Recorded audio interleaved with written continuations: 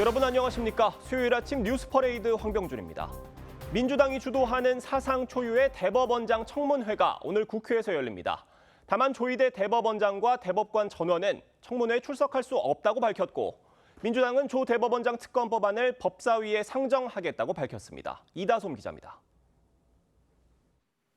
민주당은 조희대 대법원장 등 사법부의 대선 개입 의혹 진상조사 규명을 위한 청문회를 진행합니다.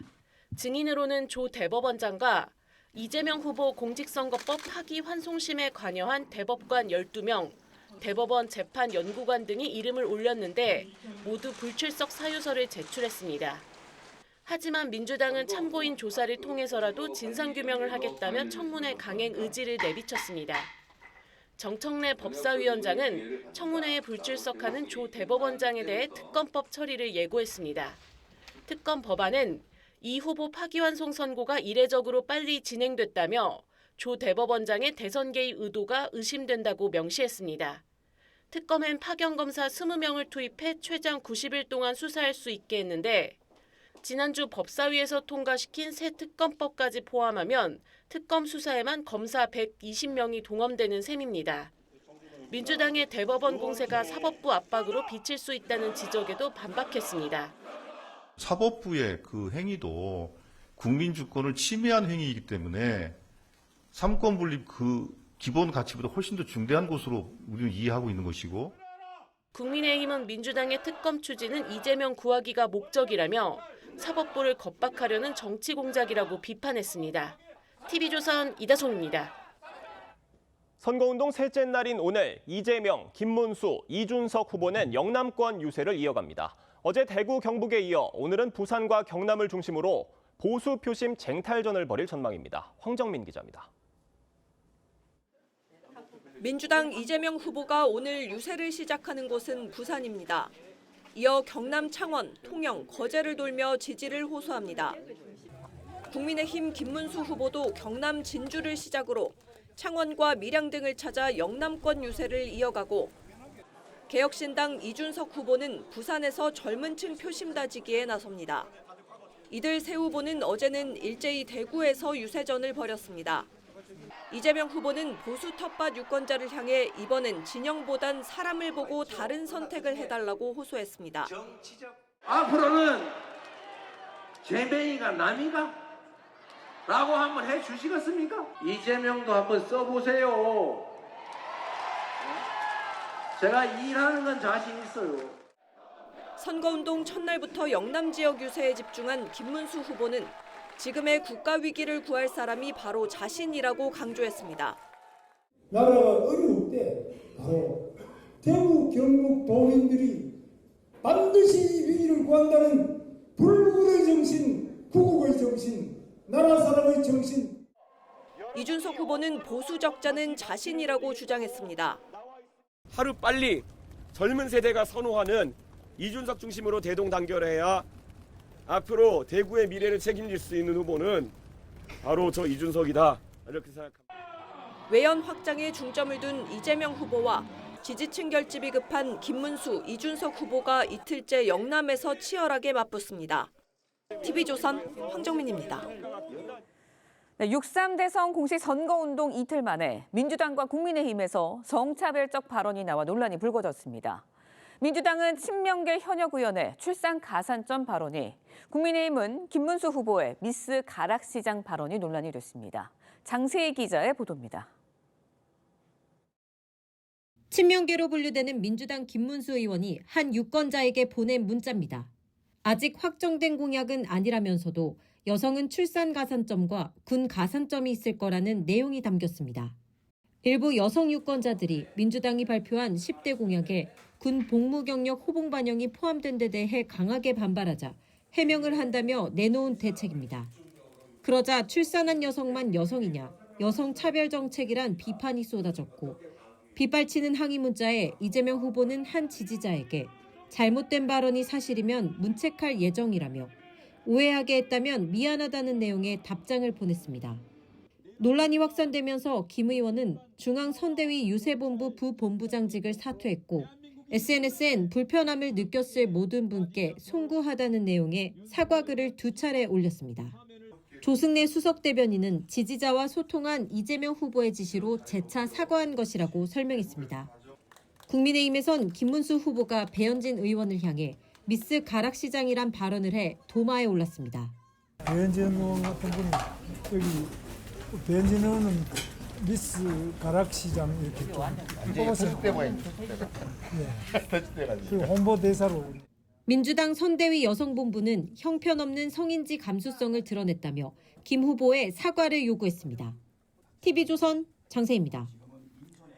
네, 국회의원 선거 등에서 공천 개입 의혹을 받고 있는 김건희 여사가 검찰의 소환 요구를 거부했습니다. 대선에 영향을 미칠 게 우려된다는 점을 그 이유로 들었는데 검찰은 대면 조사가 불가피하다는 입장이어서 다시 출석 요구를 할 것으로 보입니다. 송무빈 기자의 보도입니다. 2022년 국회의원 재보선 선거 등에 개입했다는 의혹을 받는 김건희 여사. 여사가 조국 수사 때 김상민 검사가 고생을 많이 했다. 그 사람 좀 챙겨주라. 이렇게 얘기를 하거든요. 당선인 이름 팔지 말고 그냥 미르라고 했어요. 지금 전화해서. 검찰이 오늘 소환 조사를 받으라고 통보했지만 김 여사 측은 불출석 사유서를 제출했습니다.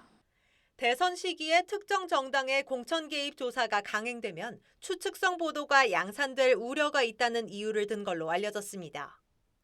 또 이재명 민주당 대선 후보의 재판들이 모두 대선 이후로 미뤄진 점과 뇌물 혐의를 받는 문재인 전 대통령이 검찰의 대면 조사 없이 재판에 넘겨진 점도 함께 언급한 걸로 전해졌습니다. 다음 달 대선을 앞둔 만큼 수사를 중단하거나 일정을 조율해 검찰이 정치적 중립성을 확보해야 한다고도 주장한 걸로 파악됐습니다. 검찰은 김 여사의 대면 조사가 불가피하다는 입장이어서 김 여사가 계속 불응하면 체포영장을 발부받아 강제 조사에 나설 수 있습니다. 검찰은 조만간 출석 날짜를 다시 정해 김 여사 측에 통보할 걸로 보입니다. TV조선 송무빈입니다.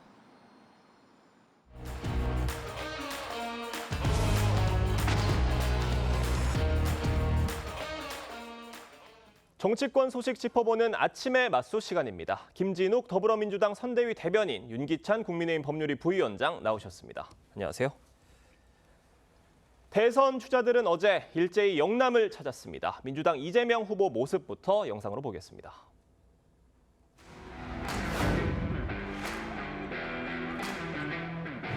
김대중 정책이면 어떻고 박정희 정책이면 또 어떻습니까?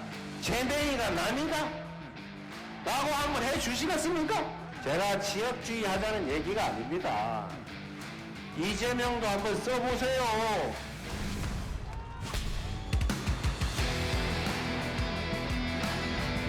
중국에도 쎄쎄하고 대만에도 쎄쎄하고 다른 나라하고 잘 지내면 되지.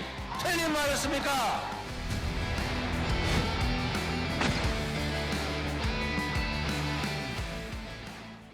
자, 기호 1번 민주당 이재명 후보 소식부터 저희가 살펴보겠습니다. 이재명 후보가 영남을 찾은 게 이달 들어 3번째라고 합니다. 굉장히 이 영남 표심에 공을 들이는 모양새인데 지금까지 TK 지역의 민주당 대선 후보에 대한 지지율이 그간 20% 안팎이었다고 하는데 지금 민주당에서는 이 30%대에 도전을 해보겠다 이런 의지로 풀이가 되거든요. 그런데 이 가능성 실제로는 얼마나 있다고 지금 민주당에서 보고 계십니까? 저는 이번에는 충분히 가능하지 않을까라는 기대감을 가지고 있습니다.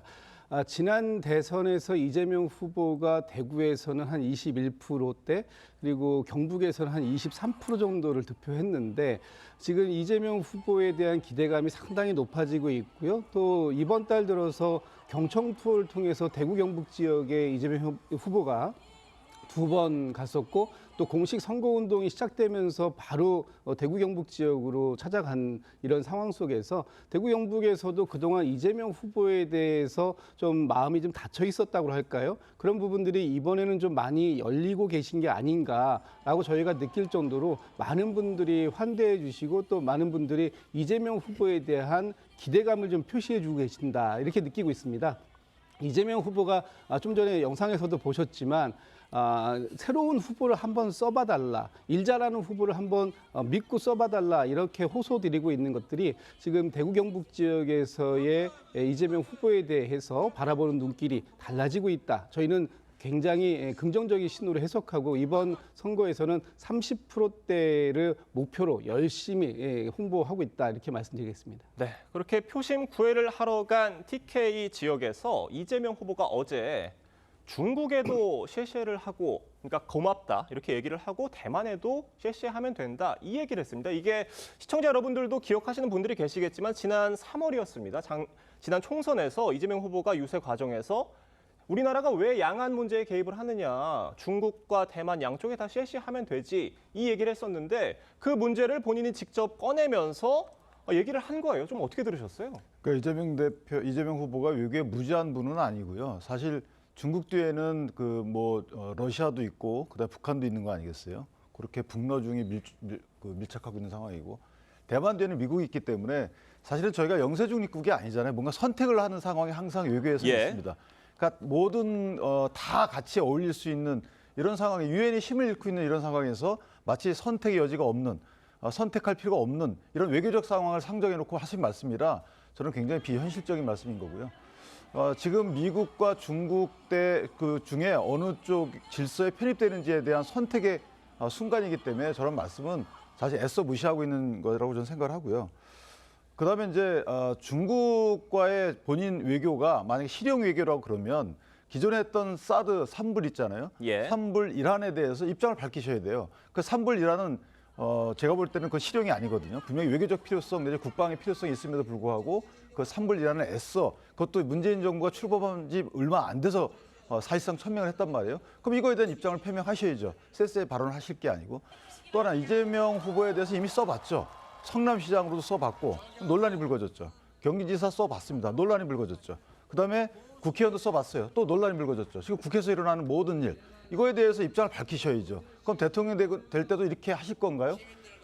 국민이나 경북 주민들이 이걸 보고 오겠다는 거고 또 하나 이재명 후보에게 30% 이상의 지지율을 보내주면 50% 넘는 만약에 지지율로 아주 만약에 당선이 된다 그러면 통합대통령이라는 명분 하에 무소불위의 권력을 휘두를 겁니다. 저는 이런 통합대통령이라는 명분을 만들어주면 안 된다. 이 통합대통령이라는 명분을 만들어줬을 때 이재명 후보가 잘한다는 보장이 어디 있습니까? 솔직히 그간의 행적을 비춰보면 이 국민적 불안을 아직 해소된 상황이 아니기 때문에 오히려 30%를 경북에서 달성하기 어려울 가능성이 또 있지 않을까 저는 그렇게 생각합니다. 그러니까 이재명 후보의 저 셰셰 발언을 두고 지금 국민의힘에서는 이 말씀입니다. 결국 대한민국이 양안 문제에 있어서 언젠가는 선택을 해야 되는 순간이 올 수도 있는데 이재명 후보의 저런 어떤 접근법은 굉장히 비현실적이다 이런 지적이거든요. 어떻게 보십니까? 그렇지 않습니다. 이 외교는 굉장히 균형감이 중요하고요. 특히 우리나라처럼 어떤 무역에 의한 비중이 굉장히 큰 나라일수록 여러 나라들과 우호적인 관계를 잘 유지하는 것이 중요합니다. 우리가 지금 이재명 후보가 얘기하는 건 한미 동맹의 굳건함을 바탕으로 해서 여러 나라들과의 그 관계를 실용적으로 가져가겠다 이런 측면을 얘기하는 것이고요. 쉐쉐를 갖다가 굴종적이다라고 말씀을 하시는데 그 외교에 있어서 상대방에 대한 존중은 당연히 필요한 것입니다. 그리고 어제 이재명 후보 측에서 밝힌 부분에 따르면은 한미 동맹은 더 강화될 것이고 한미일 협력 관계도 지금 못지않게 더욱 발전되는 관계를 유지해 갈 것이다. 그 과정들 속에서 주변국들이라고 하는 중국이나 다른 나라들과의 관계도 우호적으로 가져가는 것이 그것이 잘못된 것은 아니지 않느냐 이런 취지의 말씀이시기 때문에 우리나라처럼 외교에 대한 실용 외교가 필요한 나라에서는 당연히 이재명 후보 같은 발언이 나올 수 있는 것이다. 그리고 지금 일본과의 관계나 이런 부분들에 있어서도 한쪽에서의 극단적인 표현들만 가지고 외교를 할 수는 없기 때문에 이재명 후보가 대통령이 되어서 외교권을 행사한다면 상당히 균형감 있는 실용적인 외교를 펼칠 것이다. 이런 것이 저희 민주당의 입장이다. 이런 말씀드립니다. 근데 사실 저희는 걱정인 부분이 지금 저렇게 선거운동 기간이니까 이재명 후보께서 저런 말씀을 주시는데 실제 그 당시에 2017년도 초반 문재인 정부가 들어선 이후에 굉장히 중국 비율을 맞췄죠. 그럴 수 있습니다. 사실 중국의 어떤 어렵다 실용적인 이득을 얻기 위해서는 얻은 게 없잖아요. 근데 산불 이란까지 사실은 어찌 보면 외교적으로 약속까지 줬다는 평가를 받으면서도 얻은 게 없어요. 한한령은 그대로 지속이 됐고. 자, 이렇게 고맙다, 비유 맞춰준다고 해서 잘 풀릴 거면 외교에서 사실은 어려움이 없죠. 그러니까 그런 외교적 접근 방법은 저는 글쎄 단순화시켜서 설명하시는 걸로 제가 이해를 하겠지만 이재명 후보가 국민께 드리는 저런 외교적 해결 방법은 비현실적이라는 부분이 하나 있는 것이고 예. 또 하나는 그 한미일 관계에 대해서 한미일 안보 협력에 대해서 사실은 탄핵 사유 한번 넣었었잖아요. 그러니까 윤석열 전 대통령이 한미일 안보 기조를 갖고 이 외교를 운영했다라는 부분이 이게 탄핵 사유로 넣었던 그런 시각이 설명을 해야 될 거 아니겠습니까? 왜 넣는지에 대해서. 물론 2차 예선 철회했습니다만은 탄핵 사유로 넣을 정도면 이런 대통령이 이렇게 하면 안 된다는 거잖아요. 그러면 나는 왜 이렇게 하고 전 대통령 왜 그렇게 하면 안 되느냐에 대해서 예. 분명 기조 변화가 있었으면 그에 설명을 하셔야죠. 알겠습니다. 그러니까 결국 이재명 후보의 저 실세 발언은 실용의 방점이 있는 그런 발언이었다라는 설명이셨고, 다만 지난 정부들을 돌이켜봤을 때 그런 실용 외교가 결국엔 친중 외교로 흘렀고 그게 결국 실익이 있었느냐 이런 말씀을 주신 겁니다. 자, 어제 홍준표 전 시장의 일부 지지자들이 이재명 후보 지지를 선언하고 나서면서 파장이 일고 있습니다. 이런 상황도 있는데 얼마 전 이 후보는요, 홍 전 시장에 대해서 훌륭한 정치인이라면서 호평을 하기도 했습니다. 목소리 들어보겠습니다. 제가 며칠 전에 홍준표 대구시장하고 전화를 했어요. 그분이 저하고 정치적 입장이 다르기도 하고 가끔씩 저한테 미운 소리도 해가지고 약간 제가 삐질 때도 있긴 한데 그분은 나름대로 자기의 입장을 그런 대로 유지해온 훌륭한 정치인이에요. 변칙, 반칙 이런 거 그렇게 용인 쉽게 하는 사람 아니잖아요. 그리고 귀엽지 않습니까? 홍준표 전 시장의 일부 지지자들이 지금 이재명 후보 지지를 공개 선언을 했습니다. 이거 당내에서 좀 어떻게 보고 계십니까? 상징성 있는지 여부가 좀 문제가 될 것 같고 일단은 인원으로 보면 10명 정도 되시는 것 같아요. 물론 그 해당 그 안에 있는 이제 포함된 인원이 또 있겠지만 그런데 이 부분은 이현주 의원이 그 주선을 했다는 겁니다. 예. 이전에 지난 대선 때도 똑같은 일이 있었어요. 그때도 홍준표 캠프나 홍준표 측 분들이 한 몇 분이 이제 이재명 후보를 지지하는 당시 그런 일이 있었는데 뭐 있을 수는 있죠. 그런데 저는 이제 조금 아쉬운 부분은 이분들의 어떤 정치적인 비전을 이재명 후보에게 볼 수도 있어요. 그건 뭐 본인들의 정치적 자유죠. 근데 이제 만약에 홍준표 캠프에서 역할을 하셨다면 홍준표 전 시장께서 입장 표명하셔야 되는 겁니다. 뭐 나하고 관련이 없다라든가 아니면 나하고 관련이 있지만 나도 함께 한다라든가 뭐 이런 가타부타 입장 표명이 뒤따라야지만 뭐 이재명 후보 입장에서 보면 좋든지 아니면 우리 국민의힘 입장에서 보면 안도하든지 뭔가 국민적 판단을 할 때 홍 전 시장이 이재명 후보를 지지하는가라는 것까지 연결시키고자 홍준표 캠프에 있었다는 것을 내건거하잖아요. 그러면 거기에 대한 진위 확인을 위해서라도 홍준표 대구시장은 입장 표명해야 되는데 아직까지는 홍준표 대구시장의 측근 한 분이 입장 표명을 통해서 우리하고 관련이 없다까지는 나온 입장이거든요. 그럼 여기에 대해서는 확실한 정보를 홍 전 시장께서 주시는 게 맞다 이렇게 생각합니다. 물론 지지자들 저마다의 정치적 선택의 자유가 있는 겁니다. 다만 민주당이 이 점을 좀 의도적으로 파고든 게 아니냐, 홍 시장에게 러브콜을 보내서 국민의힘의 어떤 균열을 노린 게 아니냐 이런 해석들도 나오고 있습니다. 글쎄요, 뭐 일부러 그런 식의 균열을 노리는 정치를 하지는 않았고요. 홍 시장님을 지지하셨던 분들이 홍 시장님이 정계를 은퇴하는 과정, 이 과정 속에서 봤던 이 국민의힘의 비민주성, 뭐 이런 부분들에 대한 실망감이 표출된 것이 아닌가 이렇게 보여지고요. 지금 어제 그 홍준표 시장님을 지지하셨던 뭐 홍준표와 함께 했던 사람들에서 뭐 홍사모 등 여러분들께서 당에 직접 찾아주셔서 또 이재명 후보에 대한 지지 선언을 해주셨습니다. 그리고 홍 시장님 캠프에서 정책을 총괄했던 것으로 알려졌던 그 이병태 전 카이스트 교수님까지도 함께 해주시겠다라는 말씀을 주시면서 또 선대위에서의 직책과 연연하지 않고 이재명 후보가 성공할 수 있도록 조언을 아끼지 않겠다 이런 그 류의 말씀을 주셨기 때문에 저희로서는 굉장히 감사하다라는 말씀을 드리고 지금 홍준표 시장님을 지지하셨던 분들이 이재명 후보를 지지하는 것에 대해서 여러 가지 뭐 평가절하의 그 말씀을 주시긴 하지만 또 저분들의 선택도 굉장히 존중받아야 된다는 말씀을 좀 하나 드리고 싶고요. 또 홍준표 시장님을 그 도우셨던 분 중에 그 세미준이라고 그 단체가 있지 않습니까? 거기 회장님께서는 김문수 후보를 도우러 가셨던 걸로 알고 있어요. 그런데 그 회장님께서 어제 기사가 나온 걸 보면 이 김문수 캠프에 갔더니 거기에 이 자유통일당의 이 태극기 부대가 가득하더라. 그래서 나는 더 이상 같이 할 수가 없다라고 하고 또 거기에 또 참여를 안 하겠다라는 선언까지도 이어지신 상황이 있기 때문에 지금의 홍준표 시장님, 전 시장님에 대한 그 지지를 하셨던 분들은 뭐 이렇게 다양한 의견을 가지고 정치적 의견을 가지고 있습니다만 아무래도 홍 시장님과 관계 있을 수도 있고 없을 수도 있습니다만 이재명 후보를 지지하겠다고 나서신 이 부분만큼은 뭐 그분들의 정치적 판단이고 또 그 판단도 굉장히 존중받을 수 있다 이렇게 보고 있습니다. 알겠습니다. 근데 이제 하나만 제가 말씀드리면 저희가 이제 후보 교체 이런 논란 과정에서 비민주적인 행태를 보였다라는 부분에 대해서는 뭐 부인하기 어려워요. 그런데 결국은 일단락할 때는 가장 민주적인 방법을 일단락을 했어요.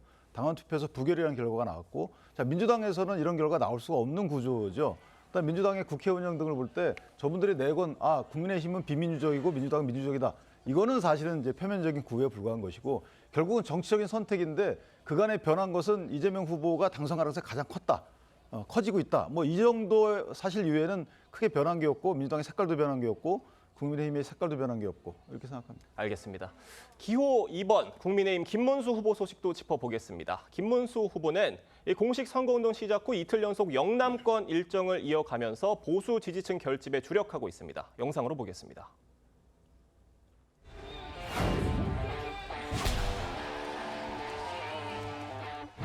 박정희 대통령은 위대한 세계적인 지도자입니다. 세계 최강의 산업혁명을 이룬 위대한 대통령, 대국 경국이 낳은 인물 아닙니까?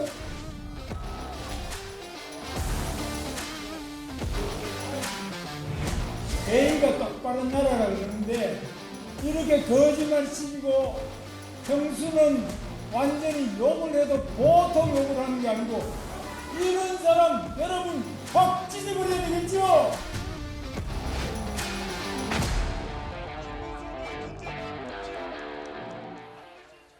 결국 김문수 후보는 영남권 표심 결집을 가장 우선적으로 챙기는 모습이었습니다. 어떻게 보셨습니까? 일단 가장 급선무가 이제 이재명 민주당 후보를 견제하는 의미도 있지만 그것보다는 이준석 그 개혁신당 후보와의 단일화 문제를 풀고자 하는 거죠. 예컨대 지금 대구 경북 영남 민심에서 만약에 이준석 개혁신당 후보가 어느 정도 민심을 얻어간다면 단일화 이 구도가 성립되기 어려워요. 그러니까 이제 차후 계속 지지율이 발표가 될 텐데 선거 6일 전까지는 그럼 지지율이 발표되는 지지율의 추이에 따라서는 이준석 후보가 단일화 구도에 동참하지 않을 가능성이 있거든요. 그리고 소위 말하는 동탄 모델로 가겠다 이런 본인의 선거 전략을 수정하지 않을 가능성이 크기 때문에 지금 첫 한 며칠이 중요하죠. 여기서 이준석 후보에 대한 민심 글쎄요 지지세를 차단한다 그러면 단일화 구도로 가게 되고 그렇게 되면 양강 구도로 가는 꼴이라서 저는 개인적으로 그런 측면에서 보면 대단히 중요한 행보를 하고 있고 저는 굉장히 전략적인 행보다 생각을 합니다.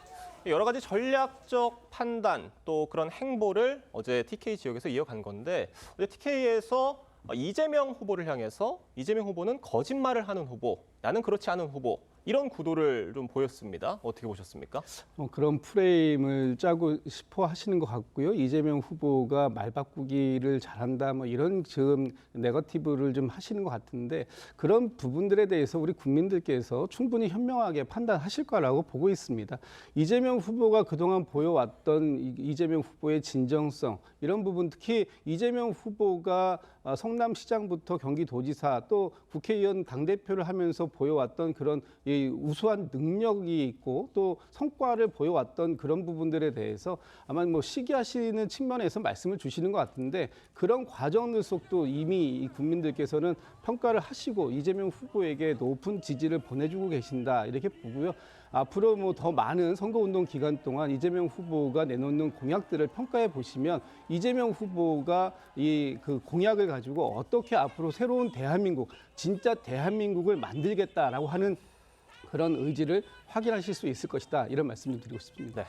이 선거운동 시작과 함께 계엄에 대해 사과의 뜻을 표명했던 김문수 후보는 윤 전 대통령 출당 문제엔 선을 그었습니다. 이와 관련해서 당내 온도차도 감지되고 있습니다. 얘기 들어보겠습니다.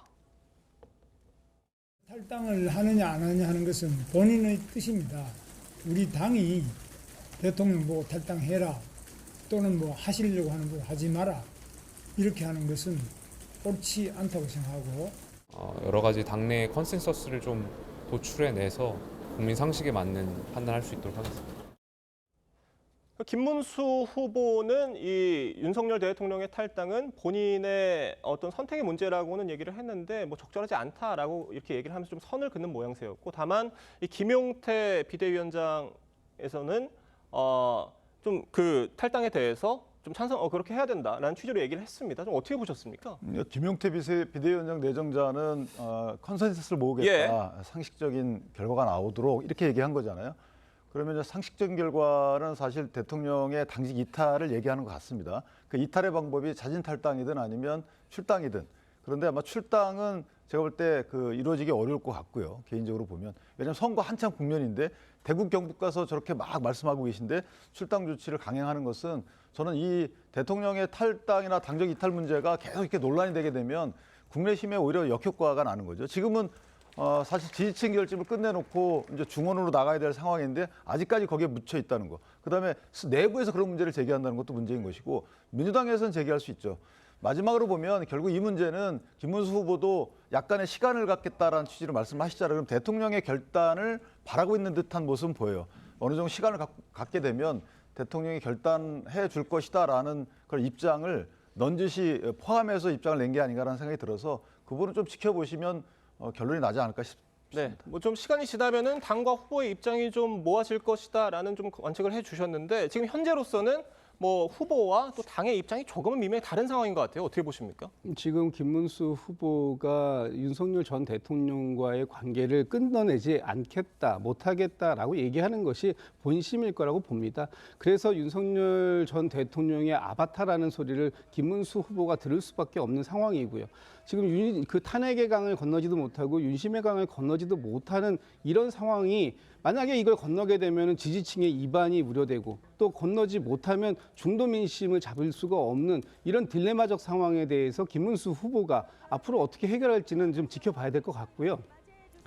민주당에서 저런 주장을 할 수는 있다고 하지만 민주당이 아니라 국민의힘 내부에서 저런 주장이 나오고 있는 거 아닙니까? 특히 한동훈 전 대표 같은 경우에는 크게 세 가지를 얘기했습니다만 그중에 두 가지가 이 부분하고 관계된 겁니다. 첫 번째, 계엄과 탄핵에 대해서 진정성 있는 반성과 사과를 해야 된다라는 것을 요구하고 있고, 두 번째는 윤 전 대통령 부부와의 절연을 지금 확실하게 가져가야 된다라는 것을 김문수 후보에게 요구하고 있습니다. 이 당내에서의 요구에 대해서 당 안에서 있는 이 김문수 후보나 또는 이 비대위원장에 새로 취임을 하게 된 김용태 의원께서 정확하게 당의 확실한 입장을 정리해내지 않고 이렇게 어중간한 입장을 가져간다면 결과적으로 보면 이 문제에서 헤어나오기는 굉장히 어려울 것이다. 저는 그렇게 전망하고 있습니다. 개혁신당 이준석 후보는요, 이 봉건 시대 군신 유의도 아니고 국민이 왜 윤 전 대통령에 대한 도리를 지켜야 하냐, 이렇게 김 후보를 직격을 했습니다. 결국 이 윤 전 대통령 거취 문제가 이 보수 단일화 측면에서 좀 걸림돌이 마지막까지 될 수 있다, 이런 관측도 나오고 있는데 이건 어떻게 보세요? 저는 그렇게 보지 않습니다. 그러니까 단일화와 관련된 이 정치공학적인 접근 방법은 사실 지지율과 상관돼 있는 거죠. 지지율 당선 가능성도 상관돼 있는 거고, 그러니까 새 후보의 지지율 추이가 어떻게 되느냐에 따라서 아까 제가 말씀드린 대로 이준석 후보가 말하는 뭐 동탄 유형으로 지지율 추이가 변화되는지, 아니면 이제 단일화 국면으로 지지율 추이가 변환되는지가 가장 중요한 것이지, 뭐 사실 본인이 내건 공약이나 본인이 내건 선제 조건이나 이런 것들은 압박하기 위한 것이고 그 지지율을 끌기 위한 동기에 불과한 것이지 그 자체가 하나의 요소가 되지는 않아요. 그리고 본인도 징계 국면에서 많은 고생을 했기 때문에 그 징계가 갖는 당내적, 당외적 파괴력 잘 알 겁니다. 당연히 징계하고 끝나는 게 아니거든요. 징계 절차가 효부하게 되면 기간 자체가 일단 선거를 도과시킵니다. 두 번째는 그 징계 결과에 따라서 소송이 걸리기도 하고 여타 당내 여파가 굉장히 커요. 본인도 그걸 다 경험했거든요, 대표 시절에. 그러니까 아마 본인이 그 스스로 알면서도 저렇게 얘기하는 것은 본인이 원하는 동탄 모델을 이끌기 위한 지지율 제고용이다. 저 그렇게 판단합니다. 네, 이준석 후보는요, 영남을 찾아서 보수 표심 구애에 나섰습니다. 이 후보는 이재명, 김문수 두 후보를 나란히 비판했는데 직접 들어보겠습니다. 본인의 방탄을 위해 가지고 자신의 당을 끌어다가 고기방패처럼 쓰고 정말 대한민국 정치를 사법투쟁의 장처럼 만들어버린 그 장본인이기 때문에 이번에 표로서 심판받아야 된다. 김문수 표를 찍는 표는 사표일 뿐더러 미래로 가는 표도 아니다. 미래의 성장을 기대할 수 있는 선수냐. 나이 74인데 뭘 성장시킵니까? 이준석 후보가 이재명, 김문수 두 후보를 굉장히 강하게 비판을 했습니다. 좀 어떻게 들으셨습니까? 뭐 지금 이재명 후보가 가장 이제 선두권에 있고 또 그다음이 김문수 후보, 그다음에 마지막 제일 약체, 그러니까 1강 1중 1약으로 평가되고 있는 이준석 후보 입장에서는 앞에 있는 두 후보를 공격하는 것 말고 본인이 득표할 수 있는 전략은 그렇게 많아 보이지는 않습니다.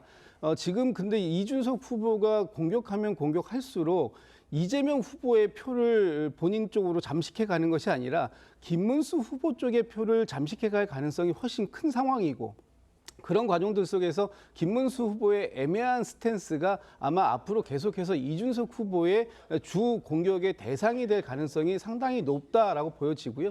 지금은 이준석 후보가 얘기하고 있는 김문수 후보의 표, 비문수 후보를 찍으면 사표가 될 것이다. 사실 지금의 지지율로 상을 놓고 보면 저 얘기는 굉장히 어불성설적인 얘기죠. 오히려 김문수 후보 측 입장에서 이준석 후보에게 투표하는 것이 사표가 될 수 있다라는 얘기는 가능해 보이지만, 거꾸로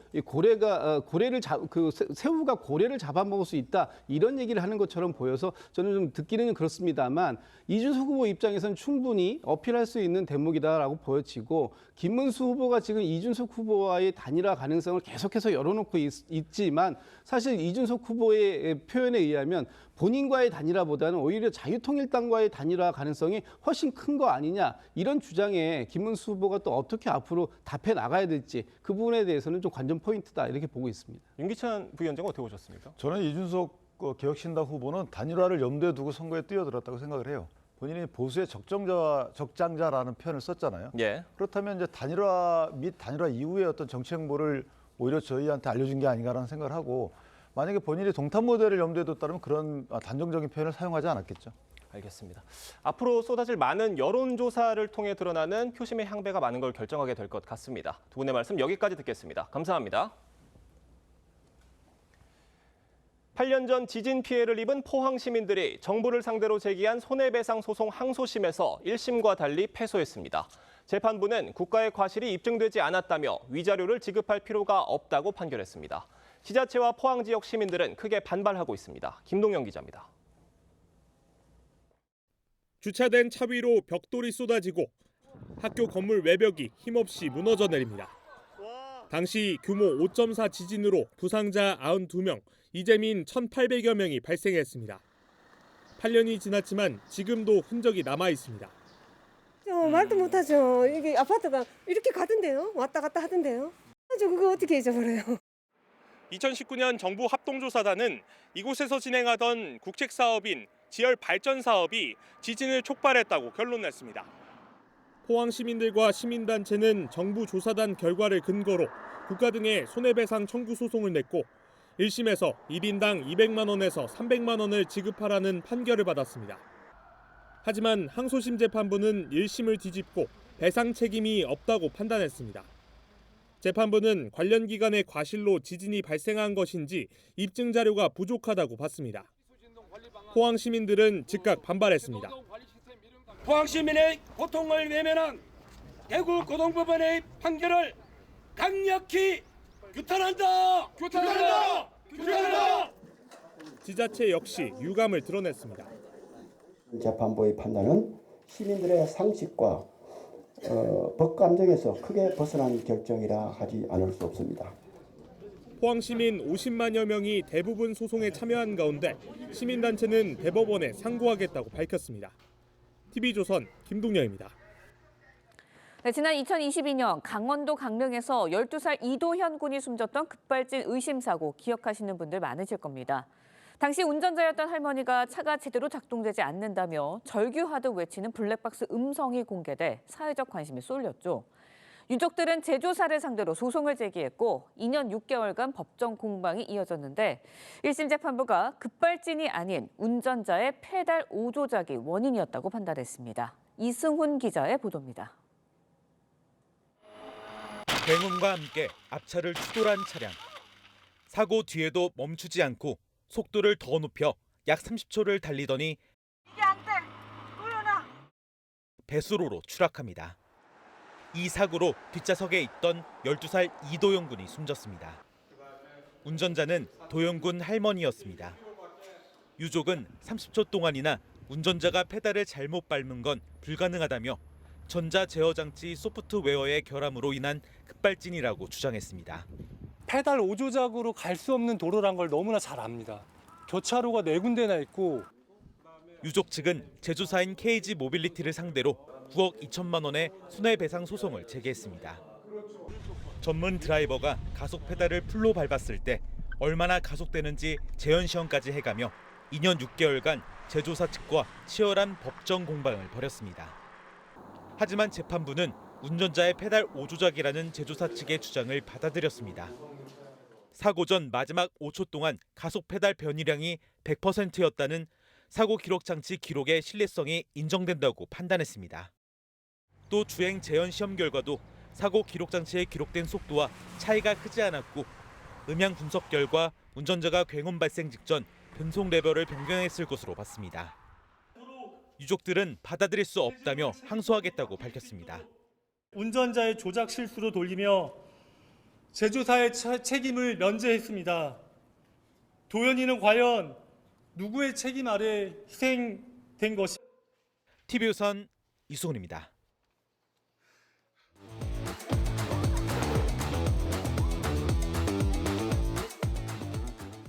화제가 된 사건 사고 소식 짚어보는 아침의 이슈 시간입니다. 네, 강전의 변호사 설주한 변호사와 함께 자세한 이야기 나눠보도록 하겠습니다. 안녕하세요. 안녕하세요. 앞서 전해드린 대로 오늘 국회에선 민주당 주도로 대법원에 대한 청문회가 열립니다. 다만 이 대법원장 없는 대법원장 청문회가 열릴 예정이에요. 그래서 결국 일부 참고인들만을 대상으로 진행이 될 것 같은데 좀 어떻게 보십니까? 일단은 대법원장과 대법관들 12명과 그리고 법원의 대법원장 비서실장, 재판연구관 이런 사람들 16명이 그저께 의견서를 제출했습니다. 이러한 재판에 관한 청문회에 법관이 출석하는 것은 여러모로 곤란하다라고 밝힌 부분이 있는데요. 그럼에도 불구하고 아마 오늘 청문회 자체가 이루어지긴 할 것으로 보입니다. 왜냐하면 서석구 변호사도 증인으로 되어 있는데 출석할 것으로 보이고 그리고 관련해서 헌법소원을 제기했었던 일부 변호사라든지 이런 사람들도 참고인으로 지정이 되어 있는데 지금 법사위에서 주도하고 있는 것은 민주당인데 민주당 쪽 관련한 참고인이라고 볼 수 있거든요. 그럼 이분들 같은 경우는 출석할 것으로 그렇게 예상이 됩니다. 네, 민주당에서 이제 조희대 대법원장의 청문회 불출석하겠다고 하자 조 대법원장에 대한 특검 법안 처리하겠다는 입장을 밝히기도 했거든요. 이게 오히려 더 이제 계속 압박하는 모습이에요, 사법부를. 그러니까 지금 뭐 지난번 파기환송심 판결 이후로 지금 민주당에서 계속된 조희대 대법원장에 대한 특검 또는 어떤 특검을 발의하기 위한 청문회 이것까지 지금 계속 압박을 하고 있는데요. 지금 이제 대선 기간이다 보니까 이 부분을 적극적으로 아마 하기는 어려울 것이라고 보입니다. 뭐 특검법을 처리할지는 모르겠습니다만은 아무래도 대선 전에는 본 회의가 잡혀 있지 않는 관계로 아마 특검법 처리는 좀 난망하다고 보고요. 네. 대선 이후에 어떤 대선 결과에 따라서 저는 이 특검법이라든지 뭐 나머지 관련한 뭐 법원 조직법이라든지 이런 관련 법률들에 대한 처리가 아마 정해지지 않을까라는 생각이 드는데 지금은 민주당에서는 어떤 지지층 결집을 위해서 어떤 지지층에 대한 결집을 위해서 조희대 대법원장에 대한 어떤 정치적 압박 수단을 계속적으로 사용할 것으로 보이긴 합니다. 이번 조희대 대법원장 청문회를 두고 뭐 정치권뿐만이 아니라 법조계에서는 이게 산권 분립을 위협하는 행위이다라는 지적들이 지속적으로 나왔었는데 민주당은 국민 주권을 강조했다고 합니다. 그렇죠. 입법, 사법, 행정에 각각 분권되어야 된다라는 것이 헌법의 대원칙인데요. 지금 입법부인 국회에서 다수당을 점하고 있는 민주당이 사법부에 대한 압박을 하는 것이 아닌가라는 것을 많은 국민들께서 우려를 하고 계시는 것이죠. 그런데 민주당에서는 이것이 국민주권이다라는 새로운 개념을 가지고 나왔습니다. 하지만 이 부분에 있어서는 전 개인적으로는 이렇게 말은 하고 있습니다만 오늘 대법관들 16명, 그 대법원에 있는 그 16명이 안 나오겠다고 한 것에 대해서 내심으로는 다행이다라고 생각할 수 있다고 봐요. 왜냐하면 만약에 오늘 대법원장과 대법관들 이분들이 출석을 하는 경우에는 이재명 대표의 사법 리스크가 최근에 조금 잠잠해지는 듯한 느낌이 있었는데 아마 오늘 저녁 9시 뉴스에 탑뉴스로 나올 가능성이 높거든요. 지금 이번 주 월요일에 그 김혜경 씨, 이재명 대표의 배우자 김혜경 씨 같은 경우에도 공직선거법 150만 원형을 상소심에서 선고를 받으면서 실상은 대법원에서 확정되면 이분도 선거운동을 할 수가 없어요. 답변 선거에. 이런 상황에서 부부의 사법 리스크가 다시 재점화될 수가 있었는데 이 대법관들이 출석을 하지 않는 것이 민주당 입장에서는 선거 전략적으로는 오히려 다행이라고 생각할 것으로 보입니다. 네, 민주당의 이런 사법부에 대한 공세, 압박이 오히려 역풍을 불러일으킬 수도 있다. 이런 말들도 있는데 어떻게 보세요? 그러니까 국민 주권이 우위에 있다라고 얘기하는 것은 최근에 민주당에서 얘기를 해온 어떤 정치가 법 위에 있다라는 얘기거든요. 어떤 국민의 뜻을 법이 넘어설 수 없다라는 의미로 지금 계속 주장을 하고 있는 건데 이게 자칫 어떤 국민의 뜻에 따른다고 한다면 법치도 무시할 수 있다라는 비판을 받을 수도 있다라는 부분에서 민주당 당내에서도 좀 신중하게 접근을 해야 되는 것은 아니냐라는 의견은 나오고 있습니다만은 아무래도 전체적인 기조 자체는 민주당 초선 의원을 중심으로 한 강경파가 훨씬 더 득세를 하고 있는 상황이라서 뭐 지금까지의 어떤 그 기조가 사법부에 대한 기조가 지속적으로 이어질 것으로는 보입니다. 네. 다음 소식도 짚어보겠습니다. 각종 논란에 휩싸인 백종원 더번코리아 대표가 또 다른 구설에 올랐습니다. 한 예능 방송에서 이 백 대표가 대형 솥을 사용해서 돼지고기 수육을 만드는 장면이 논란이 된 건데 어떤 부분이 문제가 된 겁니까? 이 대형 솥이요. 그러니까 백종원 씨의 유튜브에서 또 나온 부분이 있는데 한 철강소에 의뢰를 해서 만든 것입니다. 그런데 식품위생법과 관련한 규정들을 봤을 때는 식품용 기구 같은 경우에는 규정에 맞춰야 되는 부분들이 있거든요. 특히 금속 재질의 경우에는 더 그렇습니다. 백종원 씨와 관련된 여러 가지 의혹 중에서 최근에 농약 살포기 안에 사과 주스를 넣고 살포했던 부분, 그것과 똑같은 시스템이라고 보시면 되는데 이러한 영상을 본 한 누리꾼이 식약처에 관련해서 민원을 접수한 것으로 밝혀지고 있습니다. 네, 백 대표와 더번코리아를 둘러싼 법 위반 의혹, 여기에 대해서 경찰 수사도 다수 이루어지고 있는 상황이거든요. 백 대표에 대한 소환 조사도 임박한 거 아니냐, 결국 불러서 좀 진상규명을 해야 되는 거 아니냐, 이런 입장들이 있는데 어떻게 보세요? 그러니까 지금 현재 뭐 식품 표시 광고 등 그다음에 유한 법률, 그다음에 식품위생법 법률로 해가지고 총 14건의 지금 경찰서에 신고가 접수가 돼 있습니다. 근데 지금 각각 흩어져 있어요. 강남경찰서에 6건, 서초경찰서에 2건, 그다음에 충남경찰청, 예산시장과 관련한 아마 내용으로 보이는데요. 충남경찰서에 6건이 지금 배당이 돼 있습니다. 그래서 이 부분과 관련해가지고는 각각 뭐 식품 표시광고 위반법이라든지 이런 부분은 대부분 강남경찰서에서 지금 처리를 하고 있고, 그다음에 식품위생법이고 방금 우리가 그 축제에서 쓰이는 기구, 조리도구 이런 부분 등은 대부분 그 지역이 축제가 열렸던 지역 관할인 아마 충남경찰서에 대부분 접수가 돼 있는 것으로 보이고요. 어떤 이 사건과 관련해가지고 식품위생법이라든지 그다음에 실내에서 그 고압가스통, 우리가 LPG통이라고 하는 것을 잘못 사용하는 경우에는 이제 과태료 처분을 하고 있습니다만은 나머지 사건에 대해서는 지금 조사가 진행 중인데 지금 백종원 대표를 소환한다는 소식은 아직까지는 전해지지 않고 있습니다. 네. 앞서 백 대표는 자신을 둘러싼 여러 논란과 관련해 억울하다는 입장을 밝히기도 했는데요. 백 대표 발언 들어보겠습니다. 농약통이 아니라 정확하게 분무기통이에요. 제품 명칭에도 나와 있고. 농약을 쓰던 겁니까? 새 걸 사갖고. 저도 억울한 거 되게 많아요. 하지만 아직까지 가만히 있잖아요. 저 지금 당분간은 사업에 올인한, 지금도 점주님이랑 만나서 신메뉴 개발하러 가요, 바로. 백 대표가 전 MBC PD와의 어떤 면담을 했는데 뭐 이걸 통해서 자신의 좀 발언이 왜곡됐다, 이런 입장을 밝히기도 했어요. 그렇죠. MBC 출신의 그 김 전 PD라는 분이 있는데요. 백종원 씨가 방송과 관련해서 갑질을 했다, 이것을 폭로한 사람입니다. 근데 백종원 씨는 이 김 PD가 처음에 본인에게 접근을 했을 때 그 이야기하는 것에 대해서 성찰의 기회로 오히려 삼았었다. 그래서 이야기를 좀 끝까지 들어보고 그 다음에 허심탄회하게 다시 이야기하자라고 스스로 제안을 했었다라고 합니다.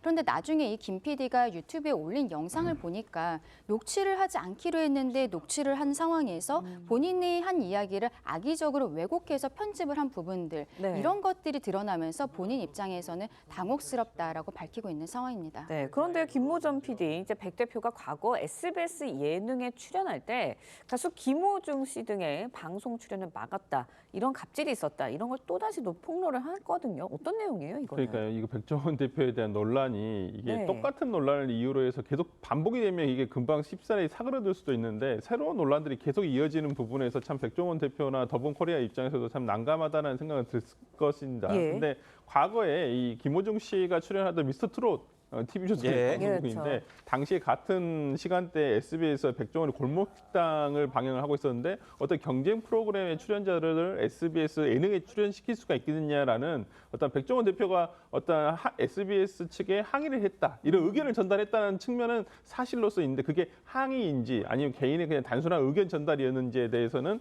좀 판단을 해봐야 될 것 같습니다. 네. 알겠습니다. 오늘 두 분 말씀은 여기까지 듣도록 하겠습니다. 감사합니다. 고맙습니다. 러시아와 우크라이나가 내일 이스탄불에서 종전 협상을 시작할 예정입니다. 네, 트럼프 미국 대통령이 협상장의 모습을 드러낼지 관심이 쏠리고 있는데요. 협상을 제안했던 푸틴 러시아 대통령은 아직 참석 여부를 밝히지 않고 있습니다. 이루라 기자의 보도입니다.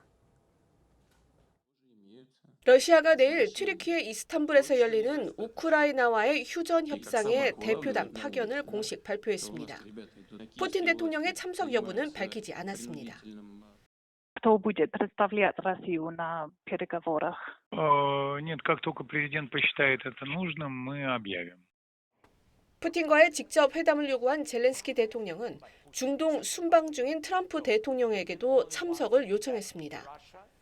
외신들은 트럼프 대통령이 루비오 국무장관을 보내겠다고 했지만 아직 직접 참석 가능성도 열려 있다는 관측을 내놓고 있습니다. Our people are going to be going there. Marco's going to be going there. Others are going to be going, and we'll see if we can get it done. 우여곡절 끝에 러시아와 우크라이나 간 종전 협상이 개최됐지만 전망은 엇갈립니다. 일각에서는 트럼프가 휴전의 미온적인 푸틴에 대해 제재 등 압박 수위를 높이고 있어 가시적인 성과가 나올 수 있다는 기대가 나옵니다. 반면 푸틴 측근들은 우크라이나군 철수, 나토 불가입 선언 등 이전보다 더 강경한 조건을 걸 수 있다는 관측도 있습니다. 젤렌스키 대통령은 푸틴이 참석하지 않으면 회담을 거부할 수 있다고 으름장을 놨습니다. TV조선 이루라입니다. 네, 프로야구 SSG의 최정이 500번째 홈런포를 쏘아 올렸습니다. 최정의 배트에 맞은 공이 왼쪽 담장을 시원하게 넘어가면서 KBO 최초 500홈런 대기록을 달성한 건데요. 지난해 라이언킹 이승엽의 최다 홈런 기록을 깬 데 이어서 600홈런까지 가자는 기대가 쏟아지고 있습니다. 이다솜 기자의 보도입니다. SSG가 0대2로 지고 있던 6회, 3번 타자 최정은 상대 투수의 실투를 놓치지 않았습니다. 높게 떠오른 타구는 왼쪽 담장을 넘어가는 동점 투런포로 연결됩니다. 최정의 개인 통산 500홈런으로 프로야구 최초의 대기록입니다. 그라운드를 돌고 온 최정은 SSG 이승용 감독을 비롯한 동료들의 열렬한 축하를 받았습니다. 이제 됐다 약간 이런 느낌이 안타가 좀 약간 목말랐었는데 그래도 홈런이 돼서 기분 좋습니다. 지난해 4월 통산 486홈런을 때리며 이승엽 두산 감독의 KBO 리그 최다 홈런 기록을 넘어선 데 이어 500홈런의 시대를 연 겁니다. 2005년 프로에 데뷔해 역대 최초 19시즌 연속 두 자릿수 홈런 등 KBO 리그의 홈런 역사를 썼던 최정. 그냥 상대 투수랑 좋은 타이밍에 중심에 맞추려고 연습 때부터 노력을 많이 했는데 그렇게 하다 보면 계속 좋은 결과가 나오는 것 같아요. KBO 초대 홈런왕 이만수는 600홈런까지 가자고 기대를 밝혔습니다. 역사적인 홈런공을 잡은 관중은 최정의 오랜 팬으로 구단의 기증 의사를 밝혔고 SSG 구단은 상품권 등 총 1,700만 원 상당의 선물을 전달할 예정입니다. 최정의 홈런을 앞세워 SSG는 6대3으로 역전승을 거두며 3연승에 성공했습니다. TV조선 이다솜입니다.